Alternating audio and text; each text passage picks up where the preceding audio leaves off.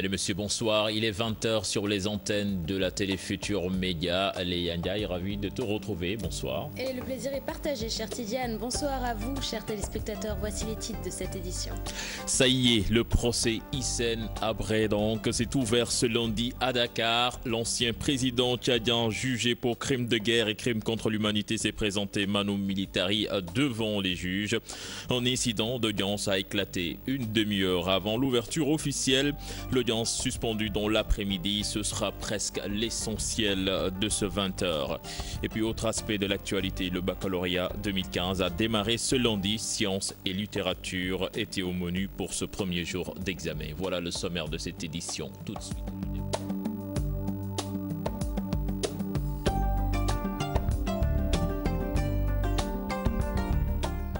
Bienvenue à toutes et à tous. Suspension de l'audience cet après-midi à cause du refus d'Hissène Habré de comparaître volontairement. Motif évoqué à l'illégalité de cette juridiction. Une absence que lui a notifié le président de la Cour par voie de huissier. Pour la reprise de ce mardi matin, le président de la Cour a décidé de convoquer Hissène Habré en usant de la force publique. Et puis l'envoi d'un huissier à Hissène Habré après son refus de comparaître. Léa, bien approuvé par Maître Ousmane Sey. Selon l'avocat, chère Tidiane, cette démarche répond au code de procédure pénale sénégalais. Je vous propose d'écouter Maître Ousmane Sey, avocat à la Cour. Ses propos sont recueillis par Chérif Dia et Tierno Laurent Mendy. Le Sénégal est un exemple en Afrique. Un pays qui a une compétence universelle. C'est-à-dire qu'aujourd'hui, le Sénégal, ses juridictions sont compétentes pour juger toute personne qui aurait commis les crimes de génocide, de torture, n'importe où dans le monde. Et aujourd'hui, c'est pourquoi l'Union africaine a choisi a choisi le Sénégal pour abriter les chambres africaines. Parce qu'il faut se rappeler que le Sénégal a modifié volontairement ses dispositions législatives pénales pour avoir une compétence universelle. Puis Maître Ibrahima Diawara, avocat de la défense, parle de dysfonctionnement lors de la tenue de ce procès pour cet avocat d'Hissène Habré. Donc rien ne peut donc se permettre de changer le pool d'avocats d'un accusé, même si ce dernier décide d'adopter la stratégie du silence. Maître Ibrahima Diawara donc qui plaide pour le respect du droit à l'équité. Je propose de l'écouter, donc ses propos sont recueillis par Ibrahima Diouf. Vous constaterez ce matin que les avocats qui ont été régulièrement constitués par le président Hissène Habré ne sont pas présents dans la salle. Cette non-présence est une manifestation de rejet de ce qui a été fait ce matin, parce que le président Hissène Habré a été contraint par la force avec l'intervention des agents d'éléments pénitentiaires pour le forcer à comparaître à l'audience de ce matin. Et comme nous vous l'avons toujours dit, l'accusé ayant le droit de comparaître ou de ne pas comparaître, l'accusé en concertation avec ses avocats ayant le droit de définir sa stratégie de défense face aux accusations qui sont portées à son encontre, il n'appartient pas au président de la Chambre de nous dire comment, dans quelle mesure, les avocats et l'accusé, le président Hissène Habré, doivent justifier ou se présenter devant cette barre. C'est parce qu'il a voulu nous exiger ou nous imposer cette manière de faire que nous avons décidé de ne pas comparaître à l'audience de ce matin et à toutes les audiences subséquentes, parce que notre stratégie de défense devant les chambres africaines extraordinaires, telle qu'il a été définie par notre client, c'est le droit qu'il a de ne pas comparaître à son audience de jugement. La première règle d'un procès juste et équitable, c'est de respecter les droits de la défense. Et les droits de la défense sont clairs. Dans un procès où un accusé a régulièrement constitué des avocats, le président de cette chambre ne peut pas aller outre la volonté de l'accusé en lui cherchant des avocats commis d'office. Un avocat commis d'office n'est possible que lorsque l'accusé n'a pas d'avocat. Or, Hissène Habré en a régulièrement constitué. Nous restons avec les avocats d'Hissène Habré, pour qui leur client a été victime de forcing lors de l'audience de ce lundi.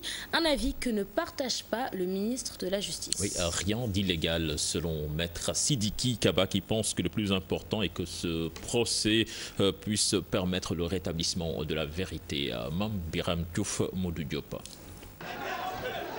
C'est une scène à laquelle beaucoup ne s'attendaient pas. Hissène Habré l'obligeait à comparaître. La manière utilisée pour cela dérange ses conseils.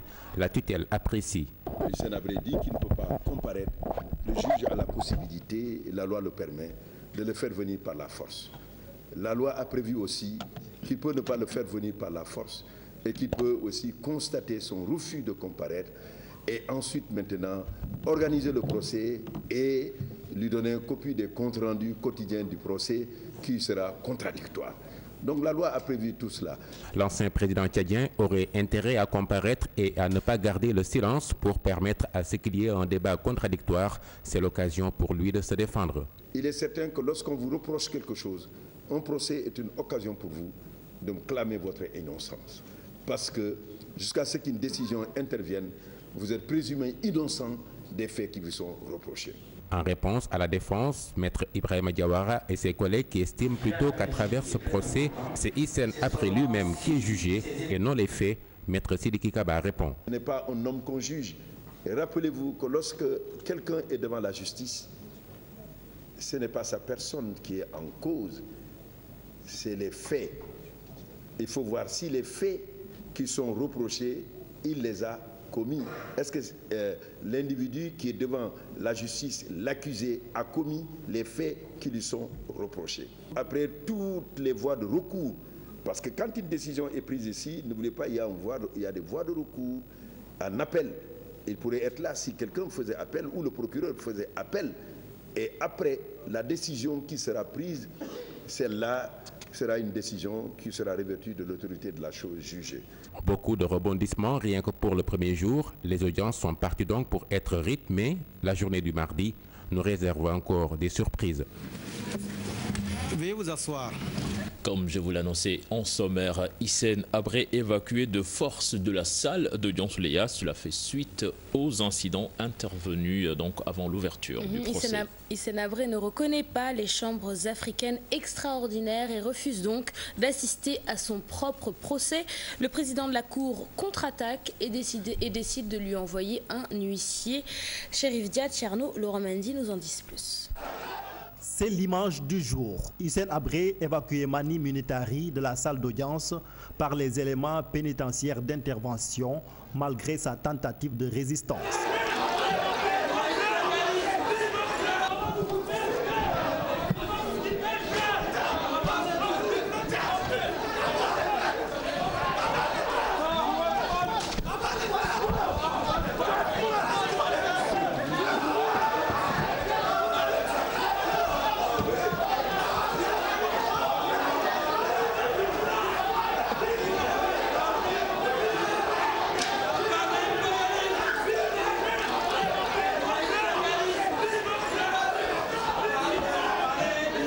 Cette bagarre est provoquée par les partisans de l'ancien président tchadien.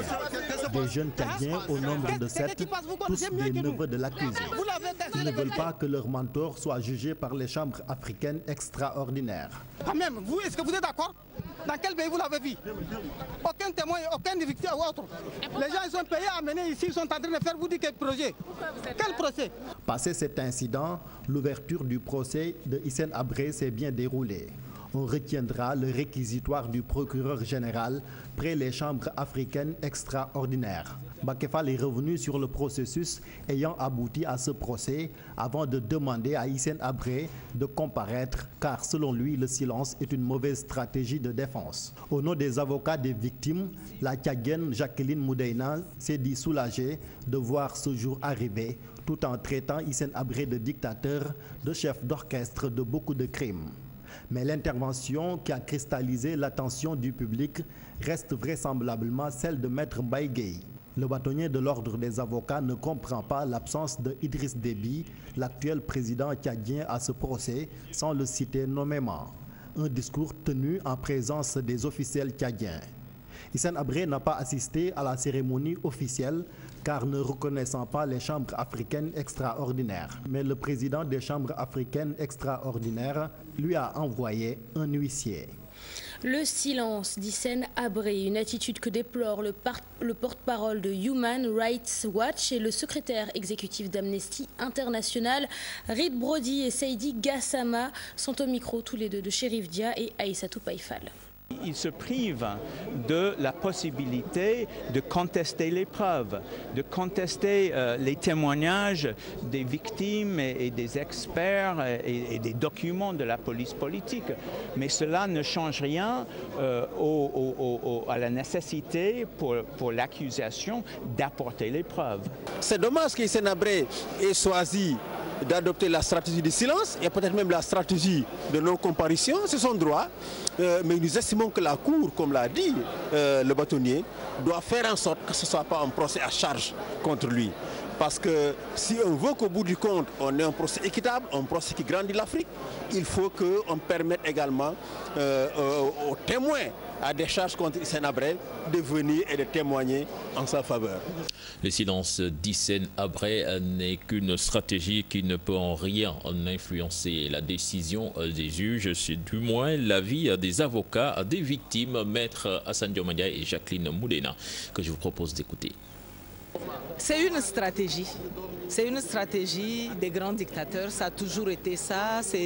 Les juridictions n'ont jamais trouvé grâce aux yeux des grands dictateurs. C'est soit les magistrats qui n'ont jamais trouvé grâce aux yeux des grands dictateurs. C'est soit les autorités de la place. Donc c'est une stratégie.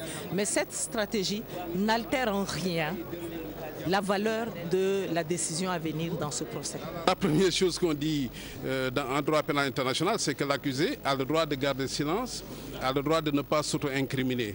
Donc à partir de ce moment, vous conviendrez qu'il est indifférent que l'accusé comparaisse, garde le silence ou pas. Le plus important, c'est que les principes non dérogeables soient respectés, à savoir que la preuve de la culpabilité soit apportée, qu'il s'agisse d'un tribunal impartial, que les droits de la défense soient garantis et que la décision soit au-delà de tout doute raisonnable. Le ministre tchadien de la Communication était présent ce lundi pour assister au procès d'Hissène Habré. Pour Hassan Sylla, ce procès est un événement historique qui va prouver au monde que le continent africain a les ressources nécessaires pour juger lui-même ses fils. Écoutons-le. Idriss Déby est victime. Il a perdu 11 personnes dans sa famille dans cette geôle, dans le geôle de la DDS. Ce que peut-être vous ne savez pas aussi, c'est que c'est Idriss Déby qui a permis de renverser cette farouche dictature. Et c'est grâce à lui que le procès se tient aujourd'hui. Le Tchad est contributeur. Je dirais simplement à vous journalistes, à ceux qui écrivent l'histoire dans les salons UP, tout simplement parce que n'ayant pas d'autre agenda, qu'il se calme. Nous sommes ici devant le tribunal et la Chambre africaine extraordinaire va dire le droit. C'était un jour historique pour non seulement le Tchad, mais également pour l'Afrique et pour tout le peuple africain. Ce procès a plusieurs dimensions. D'abord, la dimension politique. Elle va permettre enfin de faire comprendre à toute l'humanité que l'Afrique a des juges compétents, capables de juger les faits qui se sont déroulés en Afrique. Le procès de l'ex-président tchadien Hissène Habré, suivi de très près par les ressortissants tchadiens au Sénégal. Oui, à l'école inter-État des sciences et médecine vétérinaire, les étudiants tchadiens suivent de très près ce qui se passe au palais de justice de Dakar. Ils ne veulent surtout pas d'un simulacre de procès. C'est un reportage signé Mansour Sow et Mardien. C'est au pavillon annexe de l'école des sciences et médecine vétérinaire que nous les avons trouvés. Ahmed Djibril Nassir et Mohamed Idriss, deux étudiants tchadiens. Au-delà de partager la même chambre, ils ont un autre point en commun. Ils ont tous deux nés après, le magistère d'Hissène Habré. Mais l'histoire de l'ancien homme fort de N'Djamena leur a été contée. À ce temps, moi, je ne suis pas né. Moi, je n'étais pas né. Mais quand même, je lis sur les journaux et sur le net. Et même les gens m'ont raconté tout ce qu'il a fait. D'après ça, moi j'ai dit, son jugement c'est normal. Je suis un jeune qui est né après l'ex-président Hissène Habré. Et d'après la petite histoire qu'on m'a racontée, ou bien qu'on m'a enseigné durant mes séjours au collège. Donc l'ex-président a commis des atrocités. Un procès qui vient donc à point nommé, car disent-ils, c'est le début de la fin de l'impunité en Afrique. Depuis 1990 jusqu'à aujourd'hui, il est ici à Dakar. Là où il est, les gens ils ne connaissent pas. Les parents de ces victimes, ils ne connaissent pas. Ils le connaissent très bien.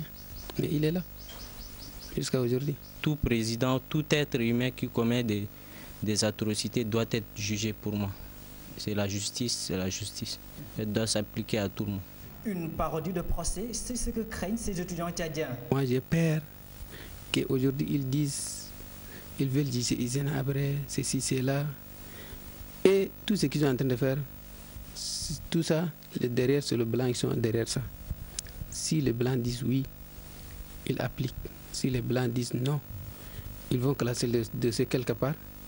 Ils vont libérer Hissène Habré en disant, ils vont pousser leurs arguments qu'on ne connaît pas, ils vont dire ceci, c'est là. Le procès est d'abord financé par l'Union européenne et autres. C'est ce que je souhaite, c'est qu'il soit jugé purement de manière africaine. C'est-à-dire que je veux que les Blancs ou les Européens, les Occidentaux se mettent hors de ce procès. Hissène Habré est poursuivi pour les délits présumés de crimes de guerre, crimes contre l'humanité et torture. Après 19 mois d'instruction, le procès jugé historique démarre enfin au Sénégal. Et Internet a joué un grand rôle ce lundi dans la diffusion des informations relatives au procès d'Hissène Habré. Twitter, Facebook ou les sites d'information, ils ont tous relayé en temps réel le déroulement de la cérémonie d'ouverture, comme vous allez le remarquer dans cet élément signé Pape Cherdiak. Le procès Hissène Habré sur la toile, sur Twitter ou encore Facebook, les informations défilent minute par minute. Derrière son écran d'ordinateur ou avec son smartphone, on s'informe en temps réel, un procès 2.0. Pour preuve, le hashtag procès Habré a été utilisé et vu par plus de 160 000 tweetos, avec souvent photo à l'appui. Sur Facebook, le groupe Justice pour les victimes compte plus de 950 adhérents. Très actif sur le web, certains journalistes comme José Naranjo de El País. Sur son fil Twitter, on peut lire l'évacuation d'Hissène Habré de la salle d'audience suite à l'incident provoqué par ses partisans. L'ex-président tchadien Hissène Habré, amené de force pour le premier jour de son procès, constate-t-on sur le compte de RFI des images de la salle 4 du palais de justice de Dakar où s'est tenue la cérémonie d'ouverture publiée par BBC Afrique. La presse locale n'a pas aussi été en reste. Le direct du procès disponible en vidéo sur Sénéweb. Fait notable, la nette prise de position du célèbre blogueur tchadien Makaïla Ngebla, s'interrogeant sur l'absence au procès de certains opposants à Déby écartés par les chambres africaines extraordinaires. Pour marquer de son empreinte l'événement, le groupe Futur Média tisse sa toile sur ce procès historique. Un important dispositif 2.0 mis en place. Le site gfm.sn propose un dossier sur l'affaire Habré, reprise du signal télé sur la chaîne YouTube. Les comptes Twitter GFM officiel et GFM Live ont assuré un live tweet en appoint aux éditions spéciales de la TFM et de la RFM. Comme lors de chaque grand événement, la toile a joué sa partition lors de l'ouverture du procès de l'ancien homme fort de N'Djamena. Pendant 3 mois durant lesquels se déroulera ce procès, tweetos, facebookers et blogueurs s'en donneront sans doute à cœur joie. Pape Cherdiak, merci. Léa, l'ombre d'Hissène Habré a plané lors de la commémoration de la journée de la justice pénale internationale. Pour la présidente de la CPI, le Sénégal a réussi un exploit en organisant ce procès. Un procès qui, pour le ministre de la Justice, Sidiki Kaba, prouve que l'Afrique peut juger l'Afrique. Fatou Bintou Conté et Gervais Yao. Le procès de Hissène Habré s'invite à la conférence internationale sur la souveraineté des États et justice pénale internationale. Ce procès qui s'est ouvert ce lundi à Dakar est pour la présidente de la Cour pénale internationale un véritable exploit et estime qu'avec ce procès, tous les obstacles de la justice peuvent être surmontés. Aujourd'hui, nous pouvons témoigner de l'avancée importante de la justice pénale internationale avec l'ouverture du procès contre Hissène Habré ici, à Dakar, par suite des actions prises par les autorités nationales ainsi que par l'Union africaine et grâce à la détermination des victimes de ces prétendus crimes. Ceci est un véritable exploit qui reflète l'important rôle joué par les tribunaux et la société civile pour renforcer l'obligation de rendre des comptes et encourager la mise en place du respect pour l'état de droit. Pour le ministre de la Justice sénégalaise, Maître Sidiki Kaba, le procès de Hissène Habré montre que l'Afrique est décidée à juger des anciens chefs d'État. L'Afrique juge l'Afrique, selon ses propres mots. Le procès Habré est un procès historique. L'Afrique juge l'Afrique. Et c'est le message important. Le procès Habré montre que l'Afrique est décidée à juger des anciens chefs d'État qui ont occupé donc des fonctions élevées. Et ce signal est un signal qui doit rassurer. Mais en même temps, c'est un signal qui rappelle que nous devons tous, ensemble, travailler de manière, par la prévention, éviter ces crimes internationaux qui nous conduisent aujourd'hui à organiser des procès. D'ailleurs, c'est dans le cadre de la commémoration de la justice pénale internationale qu'une conférence internationale sur le thème souveraineté des États et justice pénale internationale a eu lieu à Dakar. Une souveraineté, selon la procureure de la CPI, Fatou Bensouda, est mise à rude épreuve. Dans le système de la Cour pénale internationale, la réalité est tout autre. La primauté revient au système judiciaire national. La Cour possède ainsi une compétence par défaut qui ne s'exerce que sur certaines conditions. La procureure de la CPI appelle toutefois à un soutien des États pour plus d'efficacité dans leur travail. Fatou Bintou Conté, merci. Nous parlons de toute autre chose avec le démarrage ce lundi du bac 2015. Léa, au lycée Lamine Gueye de Dakar, les surveillants se sont fait désirer. Absence de surveillants, mais également de certains candidats, puisque 51 n'ont pas répondu à leur convocation. Au menu de cette première journée d'examen, sciences physiques et langue vivante. Compte rendu de cette journée avec Papane Derifal et Modou Diop. Premier jour du baccalauréat général au lycée Lamine Gueye. Dans cet établissement qui compte 3 jurys, on note une cinquantaine de candidats absents. Au total pour le centre, de 1187 candidats, on a 51 absents, donc il y a 1136 présents. Donc toutes les dispositions ont été prises, donc, depuis l'anticipé de philosophie déjà, donc en début de mois, pour que les choses se passent bien. D'autres absences sont également notées, mais du côté des surveillants. Ce qu'on donc regrette un peu, c'est les retards accusés par les surveillants, donc des épreuves. Donc, et on a accusé un léger retard par rapport au démarrage à cause du manque de surveillants. Donc il a fallu attendre qu'il y ait au moins un surveillant par salle pour qu'on puisse commencer donc, les épreuves. Donc nous sommes en train de travailler à régler cette question-là parce qu'en fait c'est une question qui est essentielle. Donc on doit avoir 3 surveillants par salle. Et ces candidats vont composer 3 jours durant pour décrocher leur premier diplôme universitaire. Pour cette première journée, ces candidats se penchent sur les épreuves de langue vivante 1 pour les séries L et en physique-chimie pour les séries scientifiques. Les premiers résultats sont attendus le 28 prochain. Merci, c'est la fin de ce journal. Léa, on se donne rendez-vous demain. Inch'Allah, chère Tidiane, à demain. Très bonne soirée à toi. Voilà, la permanence est déjà en place avec Chérif Diop pour le reste du programme. Merci beaucoup Léa Soukenedia et merci beaucoup à vous, cher Tidiane Diao. La suite de votre programme sur la télévision Futur Média, c'est l'invité et Yaya Diallo, il s'appelle. Restez avec nous.